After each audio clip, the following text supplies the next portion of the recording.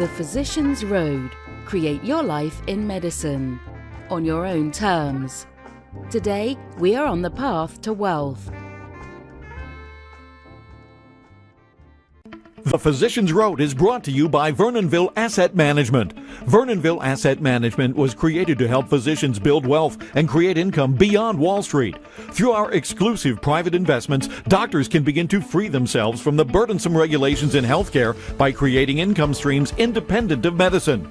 Go to incomebeyondwallstreet.com to get your free report, Wall Street's Biggest Lie. Again, go to incomebeyondwallstreet.com to get Wall Street's Biggest Lie and free yourself today.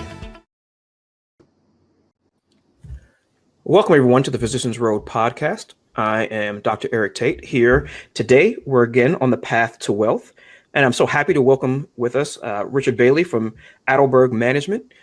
He is a wine we'll just say a wine turnaround specialist. He's actually a turnaround specialist, and we'll get into that a little bit in terms of how he goes in and fixes broken companies, and how he has recently done that with a winery. And so we're going to use that as a springboard to talk about kind of agricultural investing. Personally, in our investment world, we like agriculture as an investment class. We invest in specialty coffee. And so we're looking to expand that out into other areas. And so whenever we look to expand into other realms, we always try to find an expert operator in the space. We're not going to try and go in there and learn everything ourselves. We want to find people who already know how to do that. And so what we're going to talk about today is just grapes and wine, and is there an ability to invest in that area and in that asset class at some point? And so we're going to try to keep this as educational as possible, just to get a good sense of the metrics of how this industry works and whether or not, it is an asset class that makes sense to potentially invest in. So without further ado, I'm going to introduce Richard. Richard, kind of give us a little bit about your background in terms of kind of business experience and turnarounds you've done, kind of the breadth of your experience kind of in multiple industries. Well, thank you, Eric. I appreciate the opportunity to get on and speak to you about this. My background is I've done about 30 years, spent about 30 years doing restructurings for various private equity firms.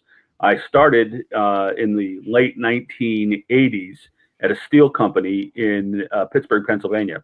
And, the 1980s was a very volatile period and very difficult period for the steel industry because there was a lot of, foreign steel coming into the United States at subsidized prices, which simply couldn't sustain, which undercut, frankly, the cost structure of the U.S. steel industry.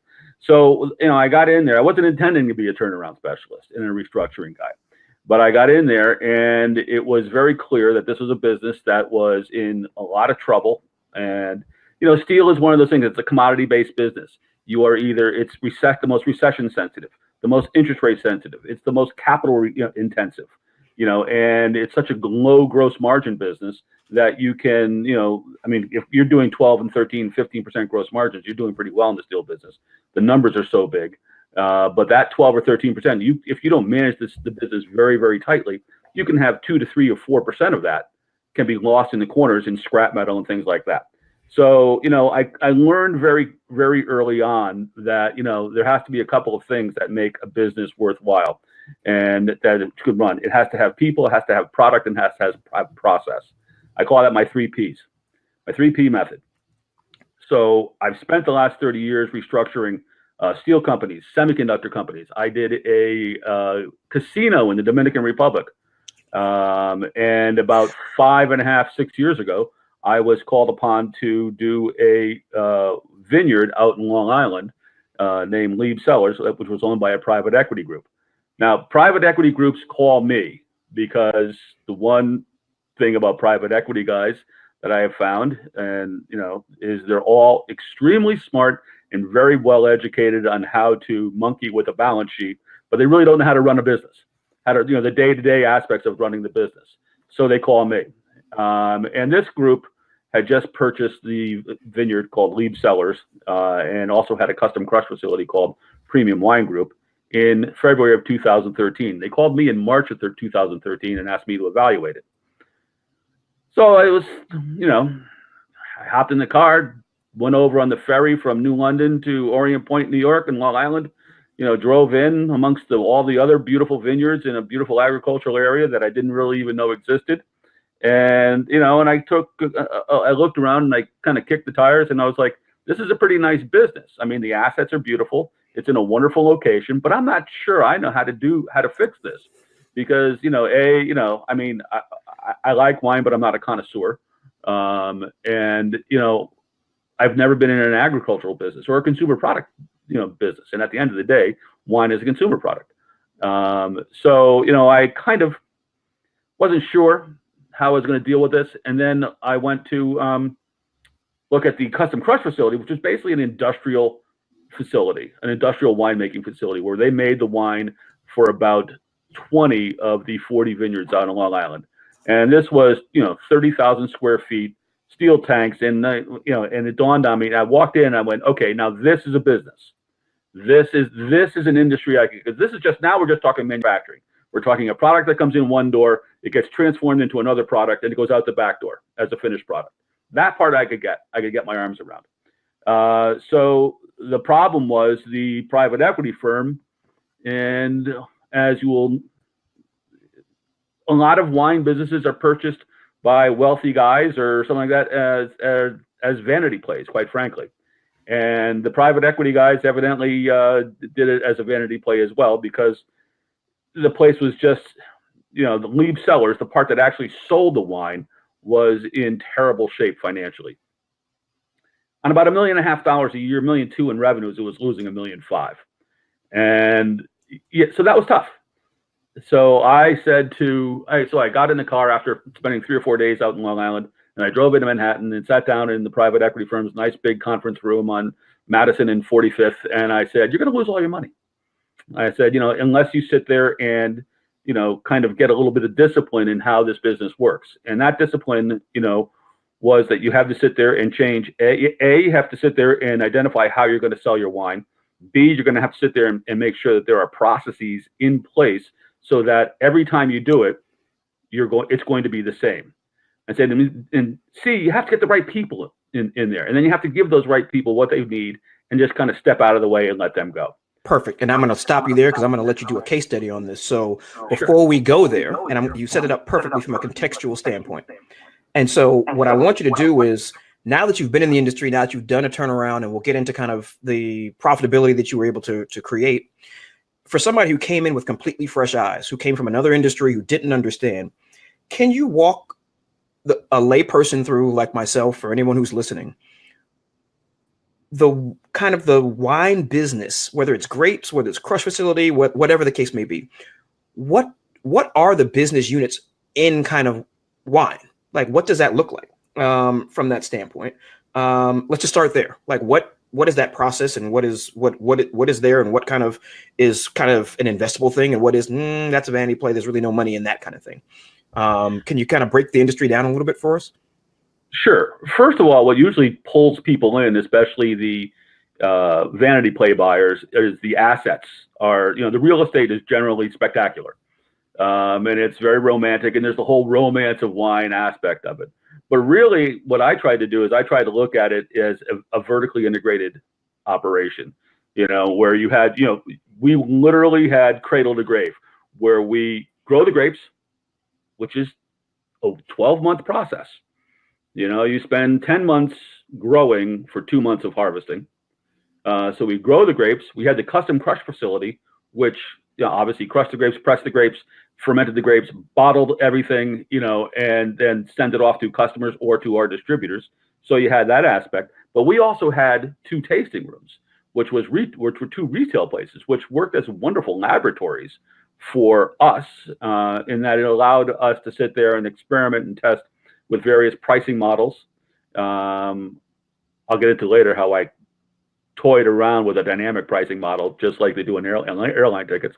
But it allowed us to do pricing models. It allowed us to experiment with labels. It allowed us to experiment with different varietals of wine to see if they were, and also allowed us, and this is what caused our greatest growth, to experiment with different formats.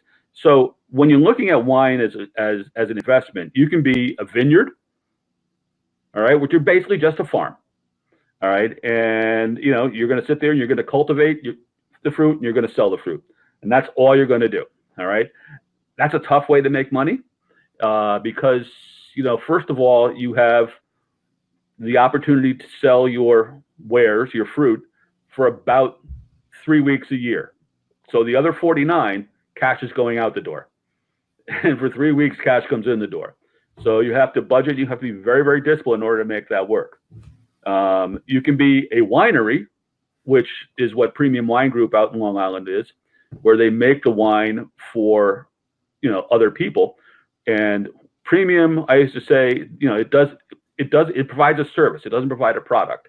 All right. What Premium does is it takes other people's wine, other people's grapes in, crushes it, ferments it, bottles it, stores it, ages it, all those things, and then ships it out when the customer wants.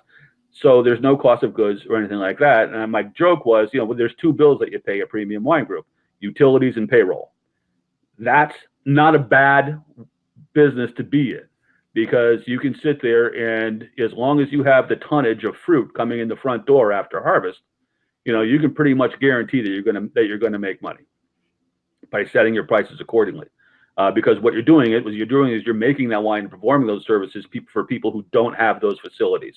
Now, on the East Coast, that's very, very rare. Custom crush facilities are very, very rare. You go into Napa Valley, and there's, many, many of them. So there's actual competition. But we had no competition out there. We kind of had our own, little captive, audience out there, or captive customer group. So, the other part is, you have to sell the wine. And, what I like to tell people is growing the grapes is easy. Making the wine is easy. Selling the wine is extraordinarily difficult, because first of all, there is so much product on the shelf that you have to sit there and kind of find a way to break yourself out of that, that commonality. How do you break through the noise? How do you become different than all the other labels?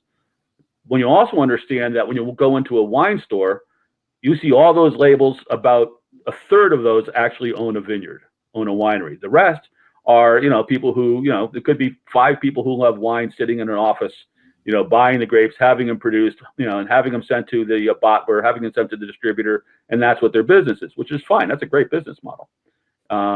But, selling the wine is very, very difficult. And because it's such high competition. Now, there's a great money manager named Byron Ween, whom I've followed and I listen to and pay attention to. And he always said that if you can't be demonstrably better at what you're doing, be different. And it's almost impossible to be the best, demonstrably better than anybody else in the wine business, because it's a subjective mindset. Some people like this type of wine, some people like that type of wine. So there's no universal recognition of this is the best wine. So you have to be different. And what we did, and what I think you're going to see more and more of in the industry, but the industry is a slow industry that it doesn't innovate quickly. But what we did is we started embracing alternative formats for our wine. So, the first one we did was box wine. Now, everybody has the same opinion of box wine. Ugh, I'm not touching it. It's the kind of stuff that, you drank early on, and, it just had a very poor quality reputation. But we decided to sit there and put it in 3-liter boxes, which is the equivalent of 4 bottles. And it's the same wine that we put in a bottle. And we priced it accordingly so that it was a significant discount to a bottle of wine. So you get 4 bottles for like the price of 3. We sold our first box of wine in February of 2014. And in 2014, we sold about 1,200 boxes. In 2018, we were at about 14,000 boxes at the time that the business was sold. So, clearly that ramped up considerably because we kind of dared to be a little bit different. We tried to be different. That was our point. Then we went to and experimented with kegs of wine. Now, kegs of wine, people kind of scratch their head and they think of kegs in a big steel beer barrel, which isn't really the case.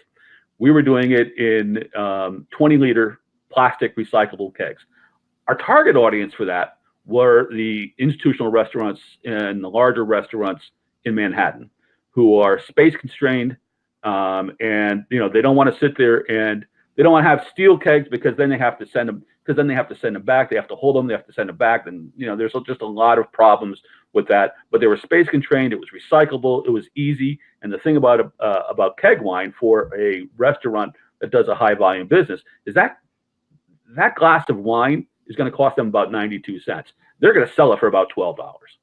So the margins are considerable, and the economic argument for them is pretty compelling. And finally, the last thing we did in 2018 is we started putting it in cans. That took us a year and a half to put together, the whole can program. And we weren't really sure that it was going to be worthwhile. But there's a demographic that we were playing to and that we identified as our target demographic. And that was, you don't need to share that right now.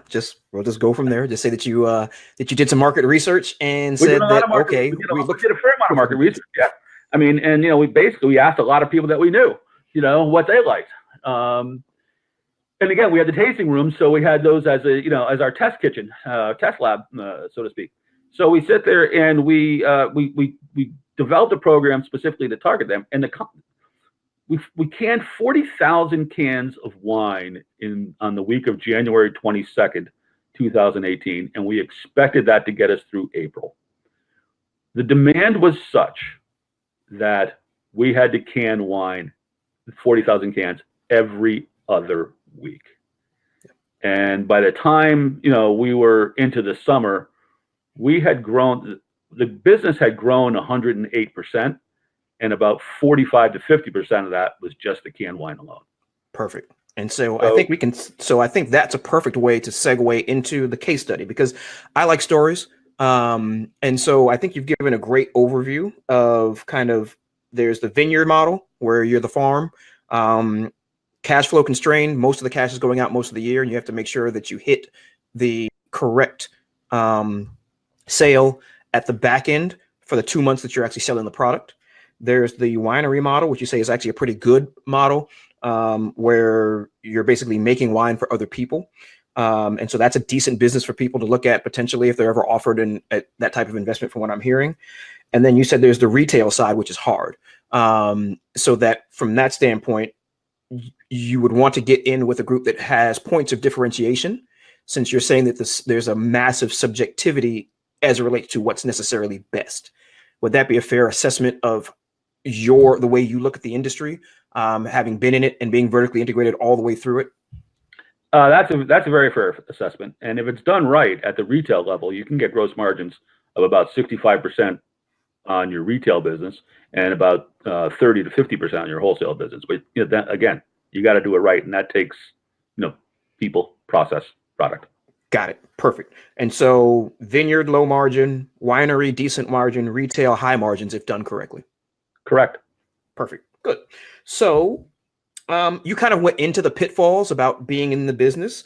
Are there any pitfalls in those three areas that we didn't cover before we move on to a case study of what a turnaround looks like because I think there'll be some great lessons in why you had to be called in the first place to help people understand what the good and the bad is of the industry. But is there anything specific from a pitfall standpoint outside of course, weather with the vineyards and those kinds of things?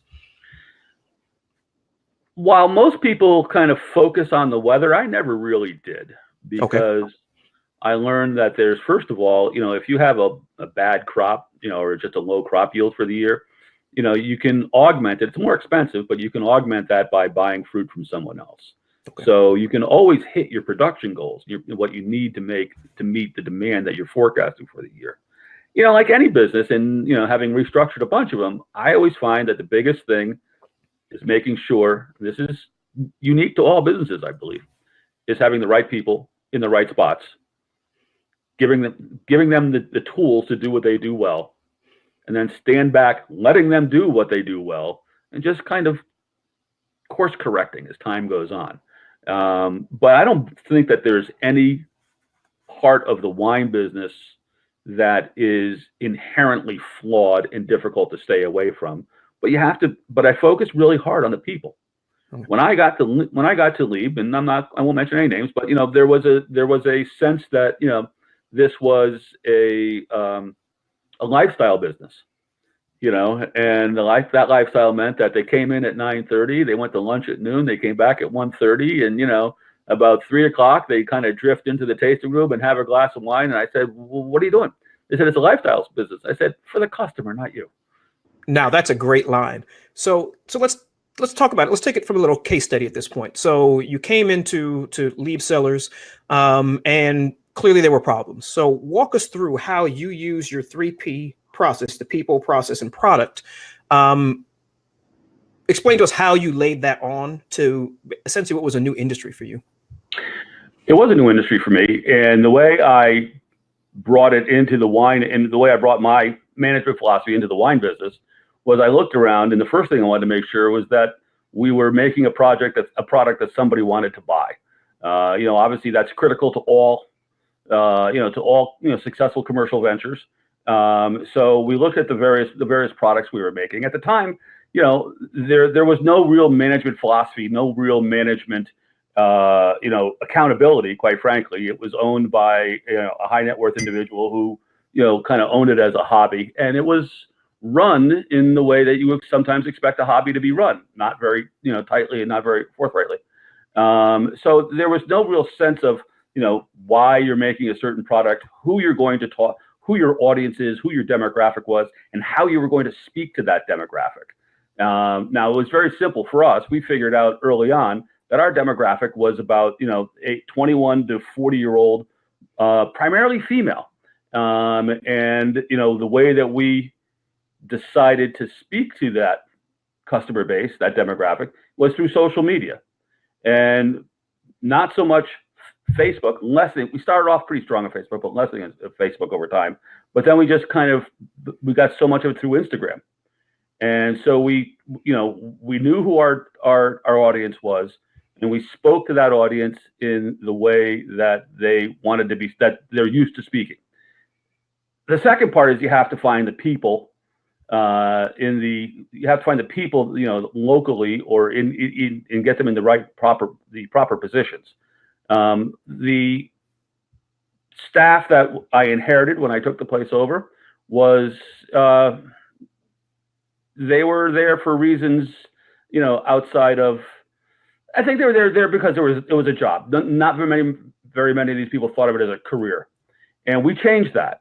And what we did is we went out and we found, the most qualified people that we could. We paid them well.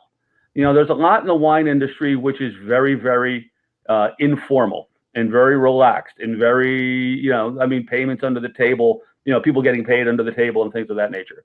We sat there and we brought in ADP as our payroll provider. We paid people very, very well. We gave them health insurance, everybody, from me right down to the guys that worked in the field. Everybody had health insurance. We gave them a 401k plan. Everybody had the opportunity to be in the 401k plan. And as a result, we were able to attract probably the best staff in the Long Island wine industry. Now, you have to understand, on the eastern end of Long Island, there's a lot of people who are in the wine industry who just, they just kind of fell into it, and they're casual about it. What we had was a very, very serious group of people who, if you gave them goals, you gave them targets, really wanted to meet those targets because they enjoyed that challenge, that management challenge. So that's basically what we did is on the people side. Okay, and so, but before you move on, so let me just be clear, because because we have agriculture and some of the things that we do investment wise.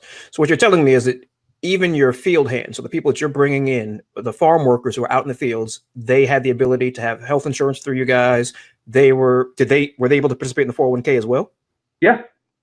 We gave them everything. We treated everybody equally when it came to that. And everybody had access to the same benefits package. Now, is that typical? What does a typical winery look like in terms of how they treat their employees and kind of what that process looks like? Because I'm looking for points of always for differentiation as to what will keep people above and beyond. Right. One of the things that most of the wineries do is they will pay you minimum wage. It's you punch a clock. Quite often you're paid under the table. And so it didn't create any sense, doesn't create a sense of permanence. It doesn't create a sense of almost ownership on the employees part.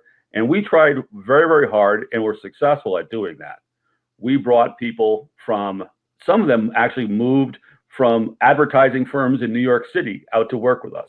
And as a result of the way we paid, and the fact is, yes, to a certain extent, it is a lifestyle business for the employees because you're living out in beautiful farmland surrounded by ocean. I mean, it's a lovely, lovely place. But we had people leave their positions at big advertising firms in New York City and come and join us. Wow. Okay. So we really recruited a certain type. We wanted, smart, well-educated, passionate about wine. I also invested in the education of a lot of our employees. And when I got there, there were no sommeliers on staff. And by the time summer of 2018 rolled around, we had 7 sommeliers on staff.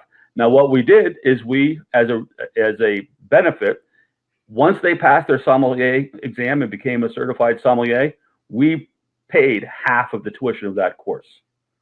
So we invested in those employees, and as a result, we had a loyal, stable employee base. Where many of the other of our competitors, every summer it's a different set. It's almost like summer jobs in the restaurant industry in a resort area like Cape Cod or in other places. If you showed up there in 2018, in 2015, and in 2018, you would have the same employees that they're speaking to you and waiting. Wow. And they're very knowledgeable about what they were selling. Gotcha. So you ended up creating a continuity structure in place that kind of institutional memory wasn't just walking out the door every season. That's correct. Got it. Okay, perfect. That's one. So for those of you interested in kind of the agricultural industry, whether it be wine or something else, a big lesson with that is permanency, right? Keeping the turnover low and productivity high by taking good care of your employees and workers, even in what is essentially sometimes a slim margin business, helps from a business standpoint. Okay, so we've talked about people. So now you usually like to talk about process. So let's talk about process and how you took your imprint onto Lieb when you got there. In many small businesses, there is no process. Everything is ad hoc and decisions are made. I used to say, never ask me for, a spending decision in the hallway. That's not where I'm going to give you an answer. So one of the things that we did when we got there is we had regular management meetings, which I would convene once a week. Pretty much anything was on the agenda, anything was open, but everybody came there with a particular set of questions that they needed answers for. And what it also allowed us to do, it allowed us to, seek and solicit the advice and solicit the opinions and viewpoints of other people who worked in the company so that we would hopefully come up with the best, most appropriate response for certain situations. What it also did is, you mentioned institutional memory a moment ago. Having a stable employee base, putting certain processes in place keeps that institutional memory ago, so you don't make the same mistakes over and over and over again, which I saw many wineries do. They would sit there and they would make a wine, and they would make 5,000 cases of it a year. They'd sell 250 cases of it. So what do you do with the other 4,750 cases? They discount it and sell it to somebody, thereby devaluing it in the eyes of the marketplace. So we didn't make those mistakes, and so we had those types of processes. We had financial processes. We had human resource processes. One of the things we did is we had an employee manual. And our employees all received offer letters, which they had to sign. They had employee manuals, which they had to sign and hand back. So they knew, just even small things like, do we have Columbus Day off? The answer was no. It was a holiday, and that's when people come to wineries. But we created the processes almost as if we were a much, much larger company. And as a result, many of our customers, our distributors, especially our distributors in states of, like Georgia and South Carolina and North Carolina, they actually thought we were a much larger company because we were embracing different types of products. We had the most knowledgeable staff. We had systems and processes in place where, we created stability and created that image of being a much larger company. And it worked. It was very successful. Great. Okay. So processes. So in the end, this is industry agnostic, what you just explained. Yeah. I mean, we have a lot of physicians who are listening. Many of them run their own practices or are in larger organizations, and will quickly realize that either they do have these processes in place or they do not, and where it falls short. And so, you know, I like that we always talk about how we are almost investment agnostic oftentimes, and the reason why is the process drives everything. And you talked about kind of the customer selection and those types of things. And so, what I hope that people who are listening understand is that yes, we're talking about wine and agriculture, but the process through which businesses run, and whether it's your own practice that you're in or something you're looking to invest in, looking underneath the hood and understanding what the company's process is for creating whatever product it is you're using, or for you, how you are treating patients, is extremely, extremely important. And it really doesn't matter what the size of your business is. It's just making sure that you put these things in place one time, and they will pay you dividends in the future from that standpoint. And then finally, let's talk about product. You talked about the different types of product extensions that you did. Talk a little bit about kind of what you found in terms of the quality of grapes that you had and those kinds of things, just so people can understand kind of from a wine standpoint, kind of how much does where the grapes are grown and kind of the terroir and all those things that people talk about matter versus what you're getting out the door to the consumer. Can you give kind of a little bit of background about that? Sure.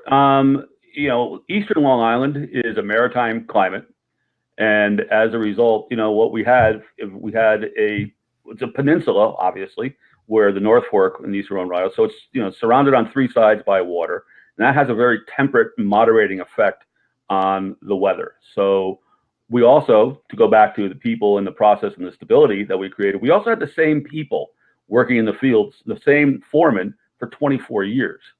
And he lived on the property and everything like that. So, I mean, and he had knows every single vine in all 88 acres. And because he's touched each one of them, you know, thousands of times over the course of his career there. And so the soil was of the right. It's a maritime climate. It's the same latitude, by the way, as Bordeaux, France. But this was a maritime climate, so the soil was, you know, a little sandier, would drain a little more quickly, which helped. You know, we didn't have flooding issues and things of that nature, even when we had bad storms. And you know, as a result of the maritime climate, we didn't have strong winter blizzards and things of that nature, because the warmth of the water moderates the temperature during the wintertime and cools the temperature during the summertime, the outdoor temperature. So we were very fortunate because of the stability of our staff and crew, and because we had, you know, a very strong winemaker who was also a very accomplished vineyard manager. You know, we had, again, continuity. I mean, we were able to. I mean, there were certain acres, certain blocks or parcels, that we call them, that, you know, we just would sometimes not harvest for the year, and just kind of let them overgrow a little bit, and then we trim them back the following year, you know, after they've gained a little strength, if we noticed that the crop yield was lessening. So, you know, having all that, we were able to create, you know, a very strong array of products. We actually went from, when I first got there was 27 labels. When I left, there was 10. You know, and so we focused on what we did well, as opposed to trying to be all things to all people. So it was a very rewarding, very richly rewarding experience. You know, and I do kid, you know, there is a romance to the industry, because, you know, you're tethered to the earth. You spend 52 weeks a year tending to the vineyard. You know, then you have a harvest period of 10 weeks out of those 52, and, you know, there's something very predictable and natural. You know, in the wintertime right now, they're pruning everything. They're pruning everything back. In March, they'll start tying the leaves down. They start tying the vines down, the pruned vines down to the guide wires. So they'll have the appropriate, you know, so things will grow straight up. So the vines will grow straight up.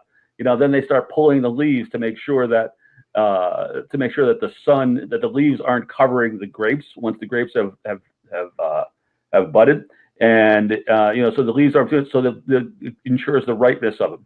So, and again, going back to, we've had the same people working on this for 24 years, everything was done to maximize our crop yield and maximize our quality. And our quality was known for being extremely good. Of course, we had an astoundingly good winemaker as well, because a good winemaker is a little bit of a magician, a little bit of an artist, and a little bit of a scientist. Got it. Okay, perfect. And so just give us a quick kind of overview of what it was like when you first kind of took over. Were all of these attention to details in place, or was it just kind of nascent laying there and you needed to come in and kind of mold it? What did it look like when you came in and took over? Most of the pieces were there, but they didn't communicate with each other. The winemaker can have an extraordinary influence on the vineyard by saying, maybe we ought to crop back over here for this parcel, and then they wouldn't talk to the general manager, so they wouldn't really know what the yields were coming in or what you could estimate the yield to be. So the general manager at the time was just kind of throwing a dart at the dartboard to figure out how many cases of things he was going to make. And, so there was no inventory planning. So by the time I was there a year and a half, we knew exactly what we were going to make, how much we were going to make it, and when it was going to be in the warehouse for us to sell it. So, and again, that's just process management and replacing people who kind of buy into that system, and replacing people who don't buy into it with people that do buy into the system. So it took 2 years. I probably could have done it faster, but I wasn't familiar with the wine industry, so I had to kind of learn. I was kind of learning as I go. But it took 2 years, and by the time the second year rolled around, we were the most stable and the most the right word was the most innovative, because we changed. There's so much that we changed, and we became known as the most innovative winery in the state of New York, particularly because of the things that we had done and we had accomplished. And again, we were educating our people. We were paying for them to get their sommelier certificate. We were changing the formats. We weren't just making the wine and selling the wine in bottles. We were putting it in kegs and cans because that's what certain customers wanted, and that's what our demographic wanted. We knew what our demographic wanted because we talked to them. And so we were able to follow the trends and pick up the trends as before those trends blew up and became huge. We were still kind of able to say, canned wine is going to be a thing, because we're seeing an awful lot of it, and we're seeing an awful lot of it on Instagram and these influencers. We paid attention to all that stuff. Before I got there, there was very, very little internal coordination. Everybody just kind of did what they did, and they got in when they got in the morning, and then they left, and there wasn't a lot of overall strategic communication. I changed that. Got it. And so what I'm hearing you say is, from a business standpoint, for those listening, is that you were in kind of a legacy industry that's, I would argue from the outside, and I'm not a connoisseur either, is kind of stodgy, can be a little bit walled off from the rest of the world. And the way that things are done is, this is kind of a history of, this is the way things are done, and either you accept it or you don't. Whereas you came into this and said, the most important person to us is our customer and what they want. And we will create a company that is responsive to the customer's needs, irrespective of what the history of the industry has been. Would that be fair? That is exactly what we did. Again, we identified our customer, we found out what they wanted, and then we did everything, how are we going to please that customer?